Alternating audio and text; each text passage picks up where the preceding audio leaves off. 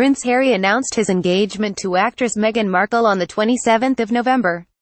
And this was news. Big news. So much so that the BBC dedicated over 50% of its coverage to the royal announcement. But it forgot to cover some of the other big stories of the day in quite as much detail. So here's the roundup of what else happened on the 27th of November. Markles and Spencer: the wedding is set for spring 2018. And Harry apparently proposed whilst cooking roast chicken in his cottage in Kensington Palace. This information was widely covered. But as Media Lens reported, the royal engagement news took up over 50% of it. BBC News at 10: a symptom of a deeply propagandized society. Tokenistic references to race and equality aside, the essential message is always the royal family as a force for stability, not a symbol of grievous class inequality. Pic.twitter.com 9 Sigbaruko, Media Lens at Media Lens, November 28, 2017. A lot of other things happened on the same day.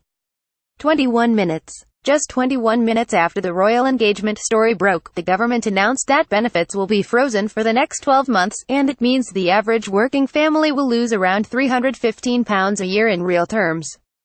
Because of the timing, it's possible that many people may have missed this news. This freeze will save the government £3.9 billion a year by £201,920. But it will plunge millions further into poverty. And as the Canary previously reported, food prices are already at a 4-year high, and Brexit could lead to a further 33% rise. The move comes as another report has shown that economic inequality in the UK is higher than ever. Humanitarian crisis: the engagement also overshadowed news that a senior Tory had criticised the government. Andrew Mitchell, former International Development Secretary, spoke out against the UK's ongoing involvement in the devastating Yemen war. Mitchell accused the government of shameful complicity in the war, because pictures emerged showing that the UK army has been secretly training soldiers from Saudi Arabia, who will go on to fight in Yemen.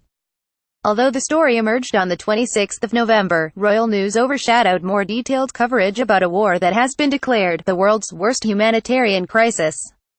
And a UNHCR report revealed that the Yemen war has left 20.7 million people in need, 1,980,510 internally displaced persons, and 280,096 refugees and asylum seekers. Brexit secrets: key information was redacted from reports given to MPs about Brexit. These reports outline the economic impact of Brexit across 58 key sectors. The government initially refused to release them. But after losing a vote pushed by Labour, it U-turned. And as Harry announced he loved Meghan, the 850-word report was delivered to Parliament. The documents are so heavily redacted that Brexit Secretary David Davis could be in contempt of Parliament. And Labour's Brexit spokesman Keir Starmer said not good enough. The vote was clear binding. Reports in should be handed over. We intend to press this issue. But this story wasn't considered important enough to be headline news. And there's more. A lot more happened too. The first UK civil claim alleging a series of UAL assaults was made against Harvey Weinstein. Theresa May faces new allegations of rigging Parliament by trying to prevent MPs from changing budget legislation. As the Canary reported, May was also accused of trying to hide the cost of Brexit. Bali announced the highest possible level of alert as Mount Agung erupted. But if you had the BBC or glanced at the main media, these stories didn't seem important. How much more news will be conveniently buried in the next few months? Get involved, support the Canary so we can hold the powerful to account. Featured images via Wikimedia.